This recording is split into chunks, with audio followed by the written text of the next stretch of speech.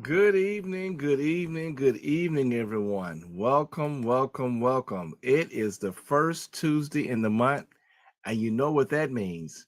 It's time for our TempleCare Matters monthly webinar. I'm going to be your moderator this evening, Michael O. Minor, and I am humbled to be the National Director of our National Baptist Convention USA Incorporated Hope Health Ministry. And before we get started tonight, we are on Zoom. We are on social media. So why don't you do like I'm doing right now? Why don't you go in and check out and make sure that you've shared it to your Facebook family. Also, you can copy the link from our YouTube site and you can paste it and text to some people. We are excited about having a very special guest tonight to talk to us about women's and heart health. So let's all get ready to be informed and be inspired on tonight's webinar. Okay. Well, we want to welcome everybody to February session of TempleCare Matters. And we begin, as we always do, by acknowledging our national leadership. Of course, we begin with our president, Dr. Jerry Young, our general secretary, Dr. Alvin Edwards, the chair of our federal faith-based initiative, Dr. Alvin Love, and of course, all the team members of Your Hope Health Initiative. We're glad you joined us tonight. I know many of us are still rejoicing over an inspirational, informative midwinter board meeting last month in Birmingham. All right, well, what are we going to do this evening? Well, this evening's TempleCare Matters webinar, we will share about February's suggested health services. All right, you see I have my red shirt on, red and white. It's the American Heart Association Heart Month. It's also today is National Black HIV/AIDS Awareness Day. We're going to talk about the NBCUSA H.O.P.E Wear Red Sunday, which is February 19th. And we will have some updates from Let's Move. And finally, we'll provide some more information about our mental health first aid training. All right, we want to remind everyone that this evening's webinar is supported by funding from the NIH's All of Us research program. Let me just pause a moment to tell you that this robust program is seeking to enroll 1 million or more people. For us, the National Baptists, we're excited about the All of Us research program. Why? In this database, there are more people with sickle cell or the sickle cell trait in this database than any other database that's been put together. So we would like for you tonight to go to joinallofus.org/NBCUSA to learn more information. And while you're at it, you go ahead and begin the enrollment process. If you've already enrolled, why don't you share with a friend of yours? Go and text them tonight or share it. joinallofus.org/NBCUSA. And in the words of the late John E.W. Golden, you'll be glad you did. And of course, to know that you're on the right website, you'll see the picture of Sister Minor and I. That is the official All of Us landing page for the National Baptist Convention USA Incorporated. All right. Now, this webinar is the 11th in a series of our first Tuesday TempleCare Matters webinars. They're involved in the hybrid events. We have people across the country said that some are doing it virtual, some are having in-person watch gatherings in their local congregations.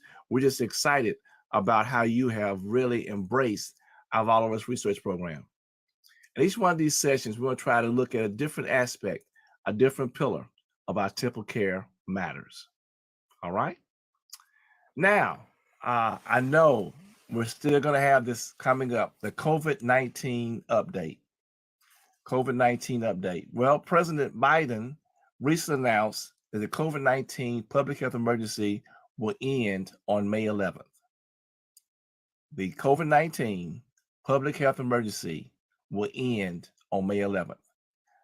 The end of the public health emergency will have a significant impact on older adults. Some changes will be immediate. Others won't occur for nearly 2 years. Some actually may improve care for older adults. Others could cost seniors more money and end some important benefits that seniors have received during the pandemic. We'll be posting more information on our NBC USA Facebook page so that you can be informed and know what the end of this public health emergency means.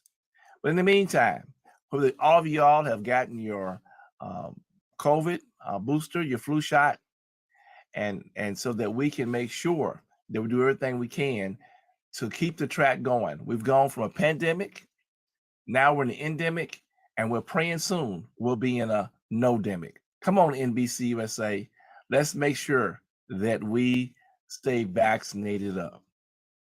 All right? And of course, I'm wearing my red tonight. I'm excited, y'all. I am so excited. Wow, I'm super excited about Wear Red Sunday. Each year, I'm excited about it, about women and heart health. Women and heart health. Amen. My grandmother had an enlarged heart, and at the time, this was back in the 70s, weren't many procedures, medication, things they do to help her. She died. She didn't make it to 65. She was 64 years old. So this is something very dear to me for Wear Red for women and heart health. Now, I want you all, look, NBC USA Nation, I want everybody on the third Sunday, wherever you are across the country, to wear your red, take some pictures. We want to post them on Facebook, doing your worship service, share some information about women and heart health. We're going to be sharing some photos of the different congregations on our social media platforms. We all want to be a part of it. Okay, there we go. National Baptist Nation, Team National Baptist, wherever you want to land up, do it. The third Sunday, let's wear red. All right, now we're to the special panelists, and we're going to talk about women in heart health. Well, we have a surprise. I'm like Gomer Pyle night. Surprise. We got a special guest panelist. All right. You know what? I asked him how to pronounce his short part of his name. I didn't ask him how to pronounce his name. So I'm gonna do the best I can. And when he comes on, he'll correct me. Dr. Amarius Chakrura. I guess I was close. Dr. Mazi is a first generation Nigerian American born and raised in Maryland. He earned his Bachelor of Science degree in Biological Science at the University of Maryland, Baltimore County in 2014, and his medical degree from Howard University College of Medicine, HBCU, in 2018. He is a board-certified internist, having completed his internal medicine training at Duke University Hospital in June 2021. He now resides in West Philadelphia and is completing his cardiology fellowship at the Hospital of the University of Pennsylvania. And then over the course of his educational and professional career, he has prioritized mentorship of underrepresented minorities, advocacy, promotion of diversity, and community outreach. Dr. Mazi is going to really share with us tonight. And we have a special moderator. So y'all want to hear me all night long. Our very own Sister Bettina Campbell, our NBCU Hope National Mental Health and a Better Way Coordinator. And they have some questions they're going to handle. And Duke and I will be looking in the chat. you all need to share this. We have we have an awesome panelist tonight. And come on, NBCUS Nation, let's be informed. Sister Bettina, we're in your hands. Thank you, Doctor. Again, Dr. Monsi, we are so glad to have you here with us. You just don't know how glad we are to have you here with us this evening. Thank you again for being so gracious enough to accept our invitation. So let's start. Thank you for having me. Appreciate you. Thank you. Let's start by saying, pronounce your last name for Dr. Minor, please. Sure. It's Shakur. I always tell people it's like Shakur, like Tupac Shakur, but with the ch in the beginning and the at the end. Shakura. Yeah. Like the Shakura. Okay. Nice. Okay, so let's get into the question again. My first question for you is, what is the #1 killer of women? So the #1 killer of women, the #1 ailment that produces the highest mortality in women is actually cardiovascular disease, heart health issues. Point blank period. There's nothing really else to add to that. All right. So what are some of the symptoms of a heart attack for a woman? And are they different from men, from the symptoms that men have? Yeah, excellent question. So when it comes to a heart attack, the general stereotypical symptoms we look for are chest pain, particularly left-sided chest pain. And that pain itself can start in the chest, but it also can, what we call radiate. It can move to the left arm, it can move to the left neck, right neck, it can move to the jaw, but some sort of pain in the left chest. And classically, it's described as somebody feeling like there's an elephant sitting on their chest, like a chest pressure. That's probably the most concerning symptom. With that, you can have associated symptoms such as sweating. You can break out into a sweat when the pain comes on, when the pain has its onset. You can become short of breath. Those are probably the most concerning symptoms in general for both men and women. And to kind of pinpoint your question in particular, women fall in a population of patients, and really it's women and diabetics. Believe it or not, women and diabetics have what we call atypical presentations. So that being said, those classic symptoms I just described might not be what symptoms that a woman has when she's having a heart attack. So the chest pain might not be classically left-sided, it might be on the right side. They might have back pain or stomach pain, or even pain that feels like indigestion. That could be what's called their anginal equivalent. Angina is the medical term for chest pain. They can also have what's called a fluttering heart, palpitations. They can feel lightheaded, dizzy. Really, there's a whole slew of different symptoms that a woman could have that could actually be an atypical symptom overall, but it could be indicative that they're having a heart attack. The one thing that I want to say is that what makes something even more suspicious for it being related to the heart is the symptom you're experiencing, whether it's typical or atypical, is it brought on by exertional activity? Meaning you're climbing the steps, you're lifting something, you're working out, you're running on a treadmill, different activities that might have previously not caused you to have that symptom come on, but now you notice it's causing some type of weird symptom to come on. Don't ignore that. You want to get that checked out. So is it brought on by exertion? Secondly, is it relieved by rest? It might sound like it's two of the same thing, but it's two sides of the same coin. One, does exertional activity bring on the symptom? And two, when you rest and stop doing whatever activity, does that symptom go away? That raises concern as well, that it might be related to your heart. Okay, thank you so very much. What are the risk factors for heart disease in women? The same risk factors that we have in the general population. So I would say smoking, tobacco is probably one of the highest risk factors, one of the largest risk factors we have for general population, but particularly in women as well. Unhealthy dietary choices. So, eating a lot of fatty foods, basically promoting high cholesterol, that can lead to plaque buildup in the heart arteries, the heart blood supply, the coronary arteries, that can lead to heart disease.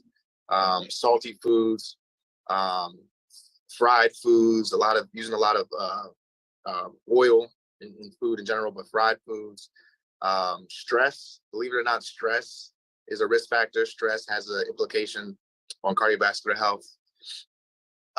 Just in general, not maintaining a healthy lifestyle, poor behavioral choices. So not exercising. The recommended amount of exercise is, at least, 30 minutes a day, 5 times a week, or 3 times a week, 45 minutes each day. But in total, if you do the math, that's about, close to 150 minutes exercise that's recommended in a week. So not really meeting your exercise or physical activity goals can also predispose women to heart disease. And then, believe it or not, women actually have a protective factor in their estrogen. Estrogen is actually a protective factor against heart disease. So as women age, as we all age, certain hormone changes can happen naturally. And particularly in women, the decrease in estrogen as they age and advance towards menopause can put them at high risk for heart disease. So advanced age in general, again, this is not really specific to women, because as men age, their risk also increases as well. But the hormonal shift in terms of estrogen levels, in particular in women, is what can increase the risk for heart disease as well. Oh, wow. Thank you for sharing that information.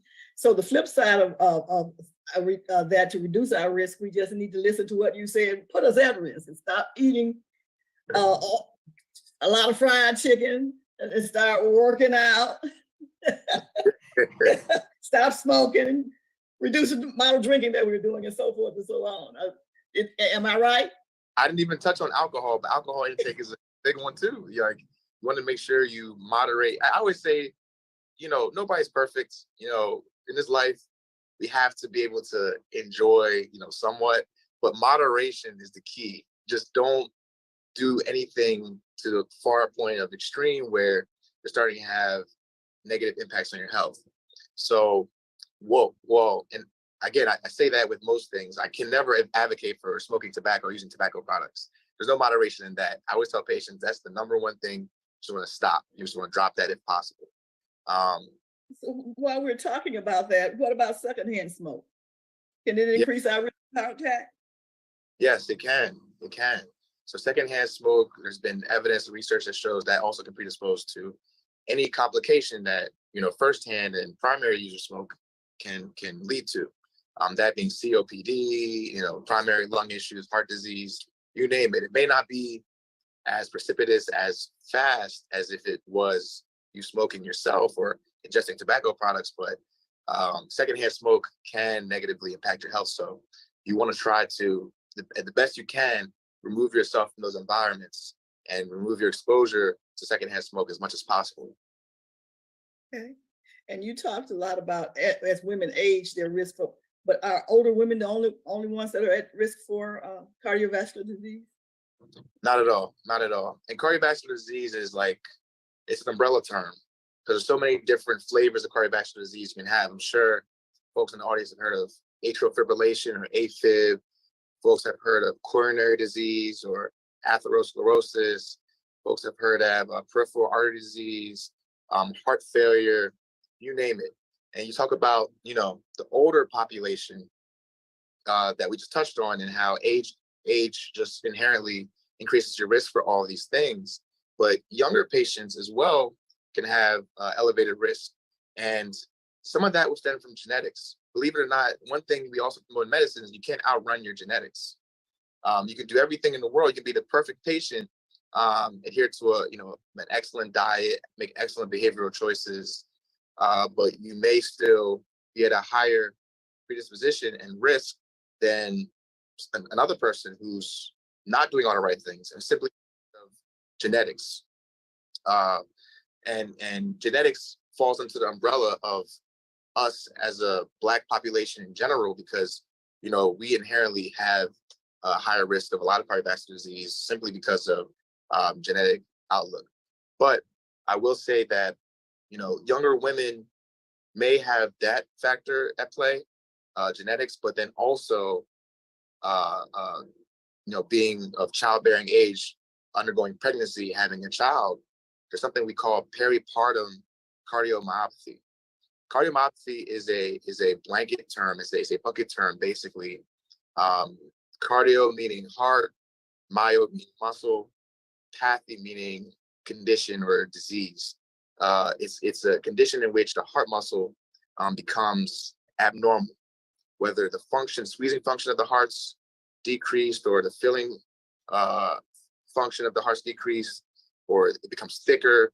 Something about the heart changes. That's due to the hormonal shifts that happen in the body in pregnant women.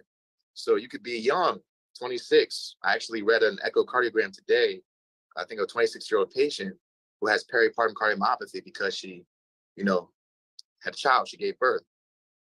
It's not to say that that's always going to happen to every woman that wants to have a child, but it is something that women are at particular risk for when bearing children. So, young or old, there's different risk factors that can be at play. Thank you. I'm sure that everyone was very happy to hear that information, because we have so many issues with pregnant and parenting women of children a year or younger. So it's really nice to know that we need to be more vigilant about that. But let me ask you something. It was in the one of the questions from social media. What they wanted to know, is vaping a problem? Yes, vaping. So vaping is probably one of the most undermined issues that's becoming a plague in our society. Vaping is a huge problem. Vaping actually, in some cases, may be worse than using electronic, cigarettes or regular cigarettes. It's become popular because it's like an advancement in technology and a way to obtain tobacco products and utilize it, almost like a fad. But vaping, there's actually a specific classification of lung disease called vaping associated pneumonia that can develop, and I've seen it actually be highly deadly for patients in the ICU when I was at Duke working, maybe about 3 years ago. But again, it's something that's starting to gain a lot more air and publicity, especially as my pulmonology colleagues begin to really touch on the subject.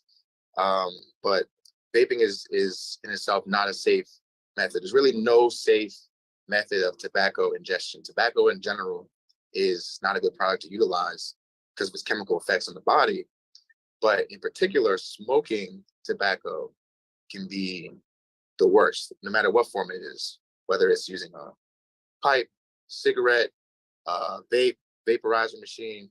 The inhalants that you take in have direct access to the lungs, and that's where the damage is done. Well, a lot of us, we drink, we eat greasy foods, we don't work out, but we pop a vitamin. Is that going to stop us from having a heart attack? Believe it or not, there's been some suggestion of like vitamin C, vitamin E, being two vitamins that may, potentially be protective, but there's no clear studies, there's no validation. It's not like an FDA approved type of suggestion that's been through clinical trials and it's been demonstrated in a large population for us to recommend vitamins, particularly for prevention of heart disease. I always tell people take your daily multivitamin anyway, because otherwise, you're reliant upon getting all your vitamin intake from the food choices you make every day. And you may not want to eat, whatever food has the most biotin in it or zinc in it or vitamin D. You might not drink a glass of milk every day. But you taking a daily vitamin will ensure that you receive your daily amounts that are recommended to keep those levels where they're supposed to be. Especially if you're somebody that works in dark spaces where you don't get enough sunlight. And then you want to talk about, Black people in general, kind of making the umbrella a little bit bigger, not just focusing on women, but people of darker skin tones in general. Our skin actually refracts a lot of sunlight. It helps actually protects us. It protects us against skin cancer. Not to say you shouldn't wear sunscreen, but our skin is actually protective, the melanin that we have. But at the same time, you don't really absorb the sunlight and have that natural process happen where you produce a lot of vitamin D. Vitamin D is naturally produced in the skin when you absorb sunlight. So a lot of people of color are actually vitamin deficient, whether or not they know it, which can lead to other issues down the road, because vitamin D is very vital, not only in your bone health, but your immune system. So, I just recommend, especially if you're a person of color, anybody, but if you're a person of color, take your daily vitamin. They don't have to think about it. But I say it protects against heart disease. That's the bottom line. So what about taking hormone replacement? Is it harmful?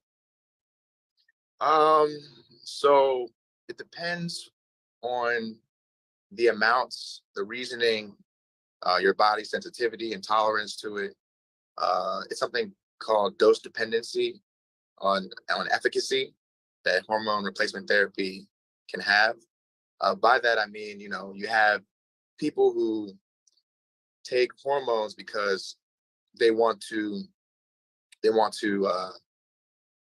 change their body a little bit more dramatically. You have people who take hormones because they're trying to seek a gender change, if you will. They're trying to have more testosterone, and the effects of testosterone, whether it's facial hair, the musculature that comes from the testosterone and androgen, you name it. So people will take testosterone for that purpose. You have people that take testosterone or estrogen simply because their sex organs, their testicles or their ovaries, they're not producing the same amounts that they normally should, whether it's from natural causes, secondary causes where they were producing it normally at first and they go through something called, something like menopause in women, or in men, they just naturally lose their testosterone production, or be from childbirth, they weren't producing the right amount at all. Their organs were never really functioning as normal. So that's called primary. That's a primary issue with the organs, in which case they take hormone replacement therapy. Those are two different pictures. And I'll say if you're taking it for the first picture, it's when you're probably at more of a risk for negative complications. Because specifically, I'll touch on testosterone the most. Testosterone, again, builds muscle, it promotes growth, and people think about muscle as just the muscle that you have on your arms, your back, your legs, but a lot of people fail to realize your heart is actually a muscle.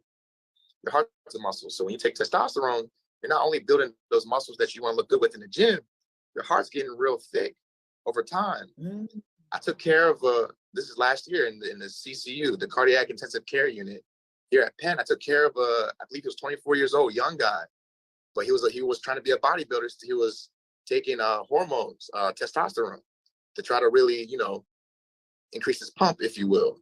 And he ended up with heart failure, like end stage heart failure, cardiogenic shock, like on the brink of death, on life support, because his heart was just so thick and was failing. He couldn't feel adequately, couldn't squeeze adequately.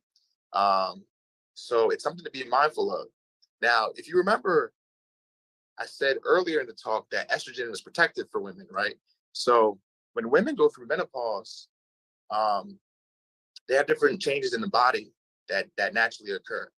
And a lot of times, it's recommended by their provider, if they want to, they can take estrogen to help their body kind of regain some of those functions, whether it's libido, whether it's vaginal dryness, whether it's you name it. It's something that we actually do prescribe estrogen for, to help kind of regain those functions, and especially in the sexual organs. But again, taking hormones is not without risk, because if you take too much estrogen, while it can be protective for the heart, it can and help restore those functions, it can also predispose you to overgrowth of cells. Estrogen causes growth of cells in those areas. That's why if you have too much estrogen, take too much estrogen replacement therapy, you can predispose yourself to uterine cancer, breast cancer, endometrial cancer. So it's always a balance. You just don't want to something called homeostasis. You want your body to be at an even playing field. You don't want to rock the boat too much. Naturally, you're going to lose some of your hormones, just the way, part of the aging process, both men and women. You take hormone replacement therapy, but do it under guidance of a physician, of a trained expert, specifically an endocrinologist, one who specializes in endocrine disorders and stuff like hormones, where they can guide your therapy and track your blood levels to make sure you're in a safe place, not taking too much where you're in a dangerous place and can cause negative implications. Thank you so very much. There was a question, and they wanted to know. Well, I'm going to have to read it again. So, but in the meantime, is there such a thing as a heart healthy diet? Yes, there is actually. So a heart healthy diet definitely would promote the Mediterranean diet as a heart healthy diet. Any diet that's high in fruits and vegetables, whole grains, and one that's low in salts, low in saturated fats. You know, you read the food labels, anything that says trans across it, you want to second guess putting that in your body, whether it's trans saturated fats, you know, you name it. If it says trans in front of it, you know, ask questions, do some research. But yeah, Mediterranean diet is something that's definitely probably the most promoted. And actually, I would say not most, probably second most promoted.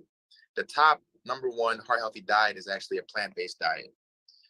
Plant-based diet meaning, you know, limiting, really just centering everything around plant-based products. It's hard because folks that follow plant-based diets, you still need protein, right? You still need protein to, you know, supplement natural body functions and structure.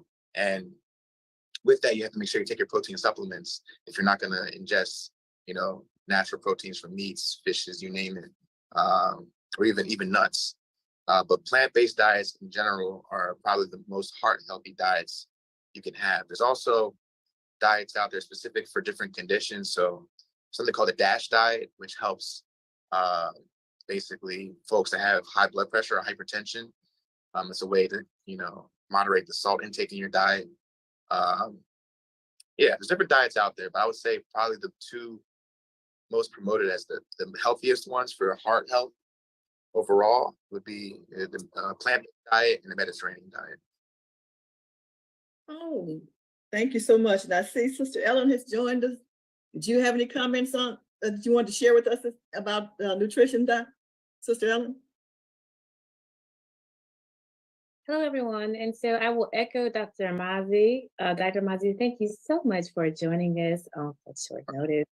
But yes, he mentioned those whole grains, and of course, those are important for heart health. As we know, whole grains help lower our total cholesterol, and we know that needs to be under 200 grams per deciliter. And so there's good cholesterol and bad cholesterol, and we want to focus on the good cholesterol and maintain healthy levels as it relates to our LDL and our VLDLs as well. And so those things are like oatmeal, whole grain bread, quinoa, barley, rye, oats, wheat. Those things are whole grain options. But then, you know, you also can have your regular snacks, but they're also whole grain options for those. So they have whole grain goldfish, whole grain animal crackers. So any opportunity that you have to include infused whole grains, please do so. Whole grain tortilla chips, whole grain taco shells. If it's made up out of grain, you have an opportunity to make it whole. And if you're, you know, not ready to jump right into brown rice, you know, I want to encourage you to try wild rice because it is a whole grain as well. Now, jasmine rice is not a whole grain rice, neither is yellow rice. And so let's just, you know, not get crazy with that. But anywho, so that's super important. And Dr. Mazi also talked about low sodium. And so you want to make certain that you do compare that food label. And if you want a low sodium item, it needs to be under 140 milligrams per serving. That's how we know it's a low sodium item. And then also with those protein options, the vegetarian option is option and the plant-based option is option. But for those of you who are still consuming Meat, you want to make certain that you choose the leanest meat possible. And like we always say here, the National Baptist, the fewer the feet, the leaner the meat. And so instead of pork, I encourage you to try turkey. Instead of chicken, instead of beef, I encourage you to try chicken. If you are doing chicken, it needs to be white meat instead of dark meat, because that is lower in saturated fat. And then of course, fish as opposed to turkey. And if you are doing fish, we want to encourage the fatty fish, so the mackerel, the salmon, the trout, the tuna, and those healthy nuts, those almonds, the walnuts, nuts and seeds, those types of things. And if you're consuming nuts or snacking on nuts, make certain they're unsalted. Thank you so much. Well, we've covered so much, Dr. Mizer. You've been very knowledgeable and you've shared so much of it with us. Is there anything else you'd like to share with us today? Thank you. First of all, thank you. I really appreciate that. And again, it's a pleasure, my pleasure to be here. I think, the one thing I want to make sure I emphasize, kind of going back to one of the very first questions you posed, is being mindful of your body. A lot of times you go to the hospitals, or even if you just go to the clinic and see your doctor, you may say you feel like something's wrong, and it may be like, oh, that's not a big deal. That's not something that you should be worried about. You know your body the best. You know your body the best in terms of when everything's good and normal. And you know when things are not, whether it's a symptom that you've been told you should be concerned about or something you've been told you should ignore. You know if something's not normal for you. So particularly in women, as we're talking about women's heart health, if you feel like something's off, go get it checked out. Don't let anybody tell you you're being a hypochondriac, or, you're being, there's anxiety. What number one thing that a bad doctor will do, especially when it comes to heart disease, is tell you what you're experiencing is related to anxiety. Don't worry about it. Take this SSRI antidepressant. No, because again, women have atypical presentations. Those heart flutters you have, those palpitations you have, could be what's called, again, your anginal equivalent, your equivalent of what it means when your heart, the oxygen supply to your heart muscle is low. So you may need a little bit of a workup, some studies done to see if it's concerning enough for you to get your arteries checked out. Make sure you're not having many heart attacks,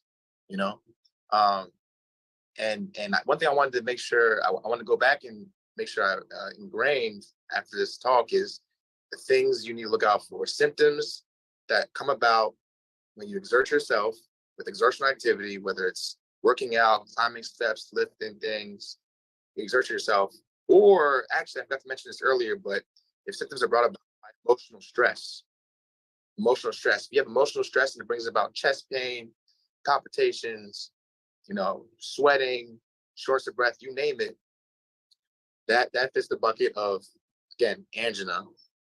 If it gets better with rest or removal of that stress, or technically nitroglycerin, which is a medication that folks don't typically have to sing around the house, but if you take the nitroglycerin and it relieves whatever symptom you're having, that's concerning. And then 3, again, is it chest pain or not? Chest pain is like, the number one thing you need to be worried about. But if it's classic left side chest pain, or chest pain in general, and kind of fits in those other 2 buckets, you need to be concerned and definitely go and sit back or go sit down with your doctor and have a conversation about potential tests you need. Can't emphasize that enough. You know your body, when things aren't right, feel like something's not right, just bring it to your doctor's attention. Don't throw it off. People have silent heart attacks all the time. People die in their sleep. Heart disease is very real. Again, it's number 1 killer, both men and women, and something that we as a people really need to get a grasp on and take seriously, and not ignore in our community. Okay, thank you so much. There are some questions that are in the chat for you. One says, if your family does not have a history of heart disease, what is the percentage of your children to have heart disease if there's no family history? It's hard to say because it's not really, it doesn't fall, it's genetic. We have genetic predisposition to heart disease, but it doesn't fall in the bucket of inheritance the way like certain inherited disorders fall in, where like you have a certain gene on a certain chromosome that if your mom has it, or if your dad has it, then you're definitely going to have it, or you have a 50% chance of having it, or whatnot. It doesn't really work like that with heart disease. It's multifactorial, if you will. But it is known, again, that's out there, that if you have a relative, family history, had some heart disease, particularly atherosclerosis, like they had coronary disease, they had a heart attack prematurely. Premature is defined as before the age of 55, 60 to 55, but really, if they had a heart attack before the age of 55, you are likely to have a higher chance of having heart disease.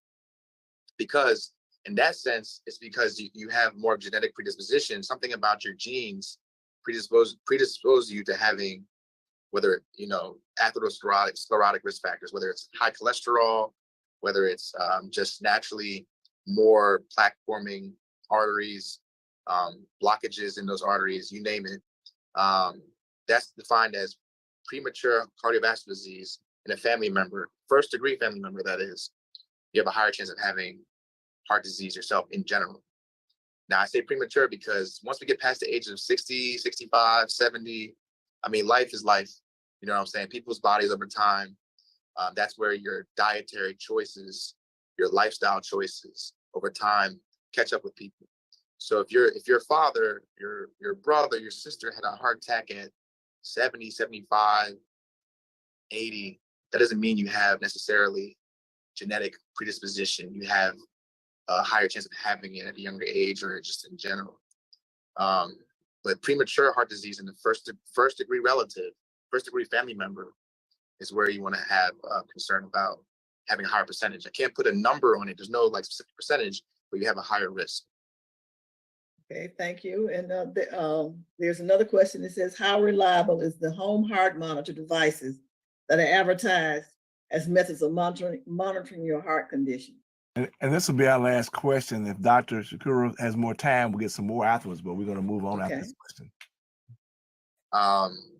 So the home heart monitors, I'm not too familiar with them. I've actually heard of them.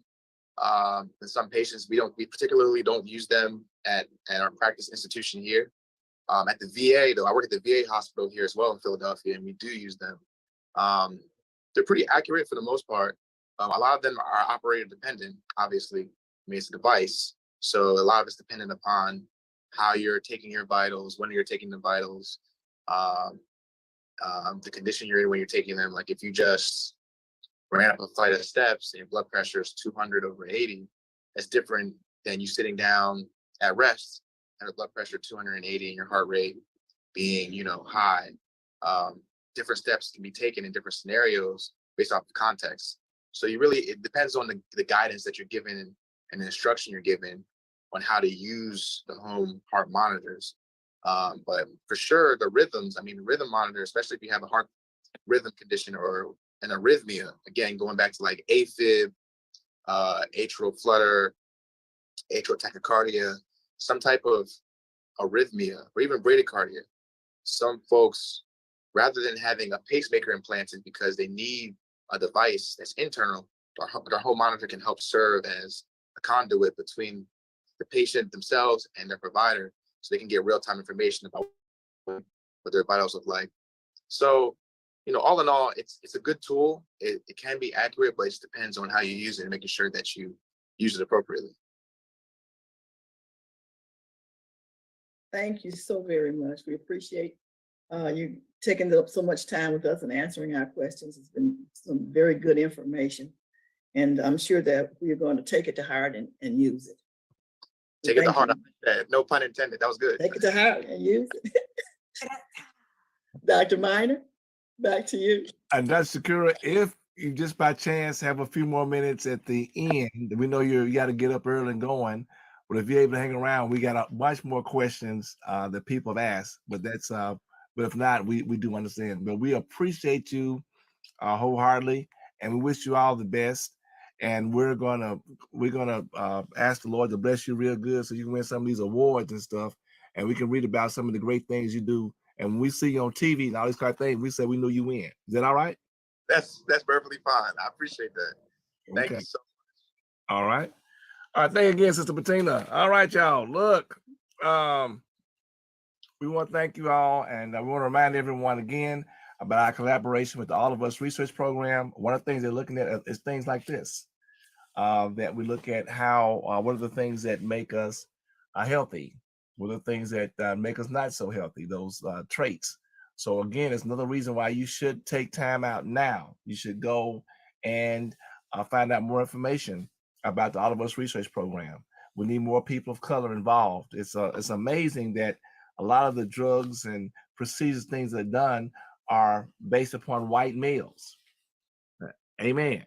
And we're talking about women in heart health. So a black woman is neither male nor white. So we strongly encourage you to go to all of us, joinallofus.org/NBCUSA. If you're already enrolled, share it with somebody else. This is just vitally important for us to be a part of, to make a difference. We can make a difference for something here. My hope that we can make a difference, and that in my lifetime, I can see a cure for sickle cell. But to go to joinallofus.org/NBCUSA. All right, everybody. Now it's time for our monthly Let's Move National Baptist Update. So live from Washington, D.C., let's hear from my NBCUSA movement guru, Sister Nettie Johnson. Sister Nettie, it's yours. Hello. Good evening, everyone. Good evening, Dr. Miner, and thank you so much, Dr. Shakura and Sister Bettina, for that wonderful sharing. The number of questions that we have, I think it shows, the interest and the importance that we all do realize are related around heart health for all and heart health for women. Let me just really quickly say, this is really near and dear to me as well. Both of my parents passed away from heart disease. My father died in his sleep, like Dr. Shakura mentioned. Sometimes people can have that. My mother also had conditions, and I was diagnosed with a heart condition in my early 20s. So there's that genetic factor that I just give God all the glory. Is part of the reason why I do a heart healthy diet and exercise regularly and get my checkups and all of that. So to God be the glory. Now my risks are low, partially because of the exercise and some of those lifestyle behaviors. And it is very well documented that if we are active, that can help reduce the risks of developing cardiovascular disease, as well as decrease mortality rates from it. And he mentioned that being sedentary is actually a risk factor. So we just want to thank God for all of those that are members of Let's Move National Baptist that are taking steps to move regularly, to move consistently, know that you're doing something that is good for your heart. With that said, if we do have any of, I don't know if we have slides available. If we do, we want to welcome the number of new members that have joined us recently. Y'all, again, to God be the glory. Every single week, we have more and more people joining the ranks of saying, yes, we are going to move for our health. And we encourage you to continue to share with others. Let them know that they can go to letsmovenbc.com and they can join this free program that can help them to take strides for their health. What some of the things that we're hearing from some of our members really quickly, we have a couple of praise reports. For example, let's see, looking at some of these, if we can bring them up, things like, I'm so grateful. Oh, like I can see that, that's so small. Somebody said, I'm so grateful to move. This is Sister Jacqueline Harris. She says she set a goal for 500 calories a day and she's walking daily, even when in that weather, when weather allows her to do so up there in the Pacific Northwest. Sister Butler says her dog keeps her moving because she has to walk often. Sister Harris says, she feels so much better when she moves. It's affecting her knee pain, and she's finding compound benefit because she's also finding her appetite is less, and that's helping her. Sister Meriwether said she is grateful for the strength that her body has. To God be the glory for the activity of her limbs. And even Sister Sims, who recently shared that although she broke her leg and she's not back up to her full activities, her physical therapist approved her walking. We do want to make sure we're checking in with our medical providers, right? And she was able to participate in a Martin Luther King walk. And she said it was such a blessing. Y'all, we love hearing these great comments about how you are seeing benefit from the steps that you are taking. So praise God and keep it going. Just a couple of other things.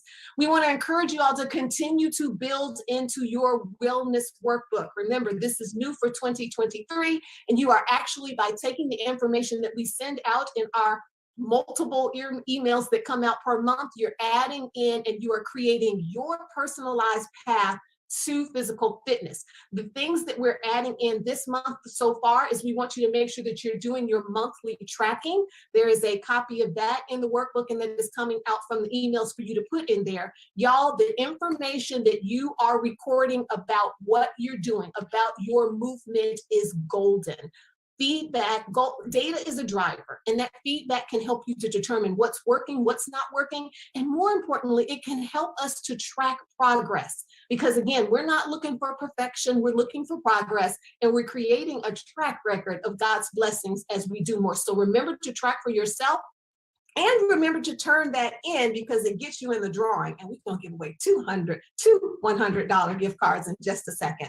The other two things that I want to let everyone be alerted of is that we are having a masterclass coming up. Remember, this year we're pushing with Let's Move National Baptist to increase enrollments and to increase the impact that individuals that are in the program are receiving. We want to see the needle move. So we're going to start addressing some of the issues that are challenges or barriers of success. And one of those has to do with goals. Y'all, 80% of the folk that set goals at the beginning of the year to do better in some area of their life, 80% of them folks have given up by now. Right? So if you are someone who maybe has a challenge with setting goals that are meaningful, that are achievable, and that take you towards where God wants you to be, and this can be related to diet, exercise, finances, relationship, developing spiritual disciplines, we're going to cover some tactics and strategies that can help you to create good godly goals that you can actually stick to. So please do register for that. There was a link in your email. I'll drop them in the chat after this update as well. We would love to have you. This class is being offered for free to members of Let's Move National Baptist. So please do mark your calendars and plan to attend. And then the last thing is we will also have another open hour. Again, those are our opportunities for us to come together, ask questions, get support, celebrate one another, have accountability. It's just a time for us to connect virtually to have the support that we need to continue doing this good temple care. With all of that said, we're getting to giving away not one, but two $100 gift cards. And these are for individuals that did submit their monthly tracking reports. And they have to also be on the call, and we drew randomly from them. So Dr. Minor, I checked before, and I hope they're still with us. The first winner of a $100 gift card is Adrian Butler. Adrian Butler. Woo! Are you on? Are we on? Yes. Yes. Hello. Congratulations. Butler, Thank congratulations. you. Yes. Oh. All right, so come on. All right, so I know you're so excited. But where you from? Your church, your pastor, your firstborn? Let us know something about it, I'm from Memphis, Tennessee. My church is Ascension Missionary Baptist Church. Pastor is Reverend Willie Williams Jr. And I'm just excited. All right, from Memphis. Okay.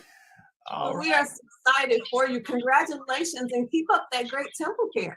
That is wonderful. All right. Thank Is this Thank then we have our contact information, correct?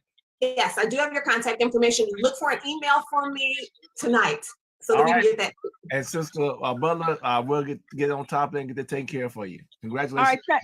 Thank you so much. Thank you so much. All right. All righty. And let's see if the second person that we pulled is on. The second person is LaJuan Harris. LaJuan Harris, are you on?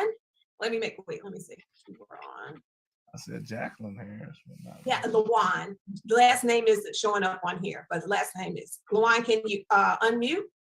Oh, it's LaJuan. Okay, just LaJuan. Yeah, LaJuan. Hi, good evening. Hello. Can you hear me? Yes, Hi. congratulations. Thank you. All right, This is a surprise, a shock, and all that. all right. So where are you from? Where's your church? And all that? I'm originally from Baton Rouge, Louisiana. But I live in Dallas. I've been in Dallas over 20 years, and I'm a member of the Concord Baptist Church. Well, they call it Concord Church now. My pastor is Brian Carter. Okay. The founding pastor was E.K. Bailey. A lot of Okay. people are familiar with Pastor Bailey. And I'm new to the move. I've heard about it a lot, and I was communicating and chatting with Sister Nettie, and she got me kind of inspired. She always inspires me with all the work for healthy, more fit life. And I just decided to go online immediately and sign up. Wonderful. All right. Congratulations. Congratulations, Sister Juan. All right. And we have a contact information, correct? Definitely do. So congratulations to you both. And y'all, you know, we're doing this thing. We'll have another opportunity next month. Just make sure that you're moving, that you're tracking, and you're sharing that information so that we can celebrate with you. We can support you in taking these steps for your health. All right, Sister Nettie, thank you, thank you. And look, for all y'all that are watching on social media, we just ask you to come on and join Let's Move, and then come on and be a part of what we're doing on Zoom. And if you'd like to join us on Zoom, it's very simple. All you have to do is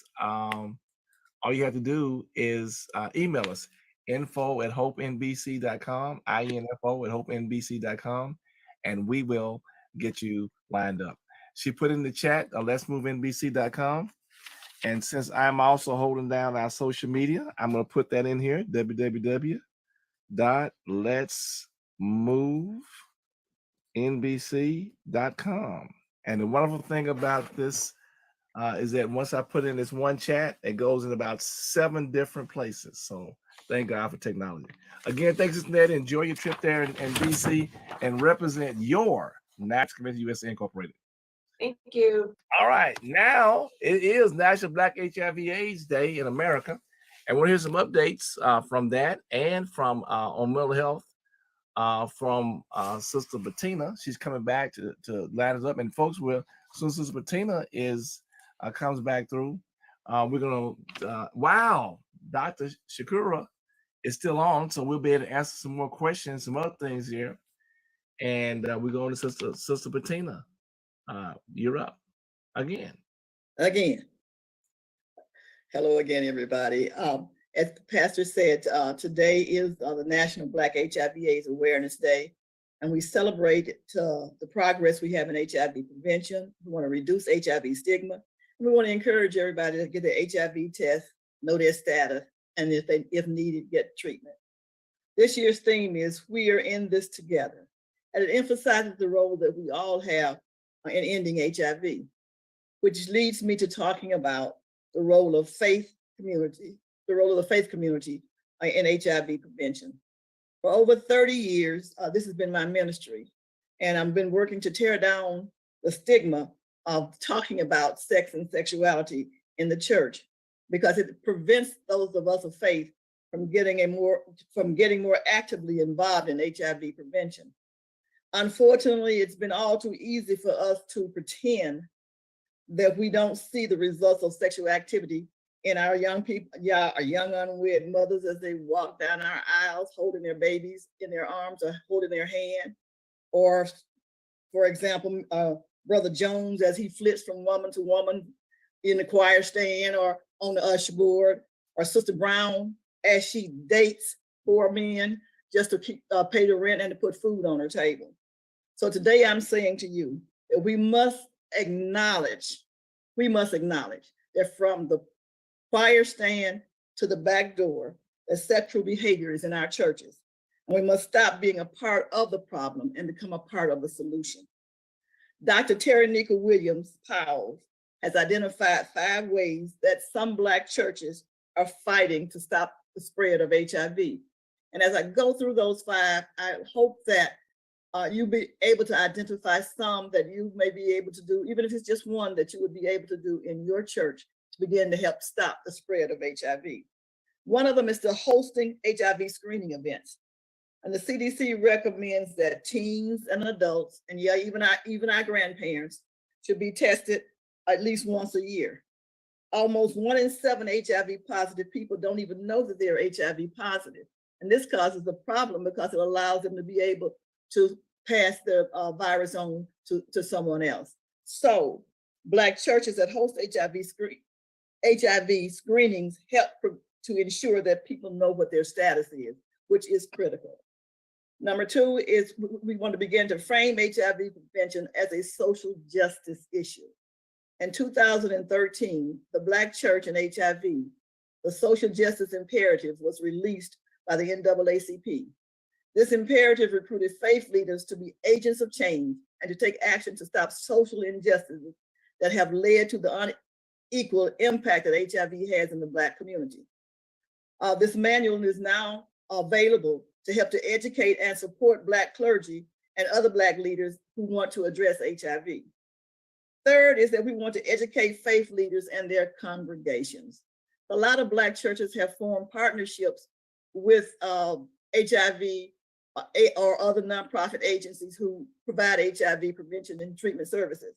And through that, they've been able to come into the congregation and to talk about it. They've been able to assist our faith leaders in preparing HIV-related sermons and to help HIV/AIDS ministries and help them to organize those and to keep resources for those.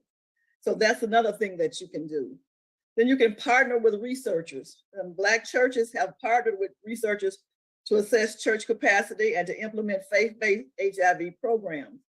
The collaborative efforts have been well documented and have demonstrated that Black churches have various levels of readiness to engage in HIV prevention. These findings are clear that although not all churches will be able to do the same thing, all churches can do something.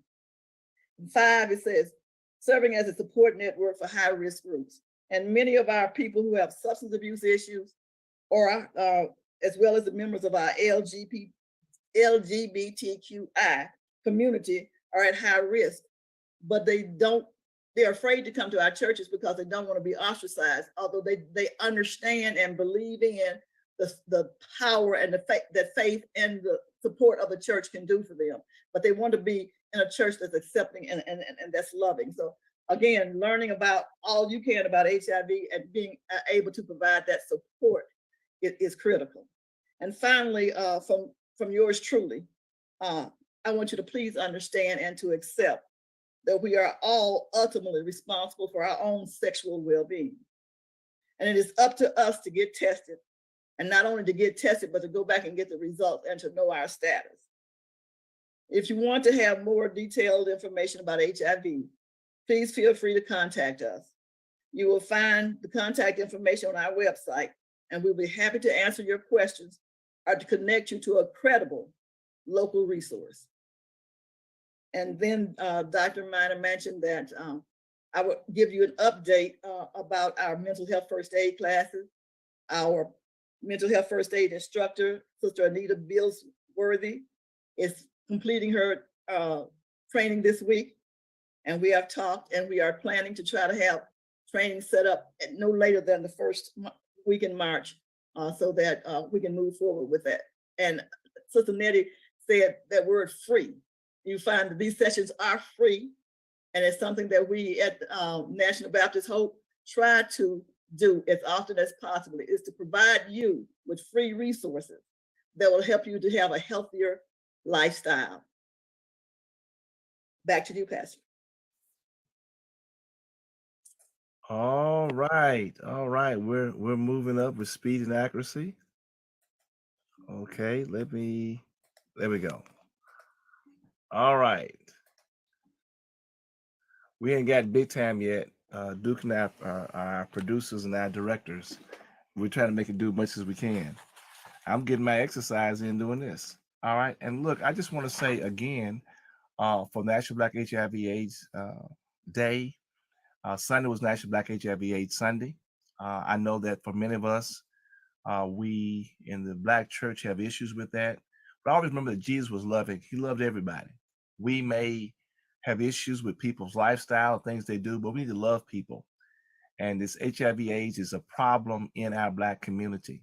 It's there, and we need to be aware of it and do everything that we can to share information about it. At our church, when we share information about HIV/AIDS, a lot of the information gets thrown away, but on that Sunday, that information goes home. So let's do what we can to share. And as Sister Bettina said, let's not be part of the problem. Let's be part of the solution. NBCUSA Nation. All right, thanks, Sister Bettina.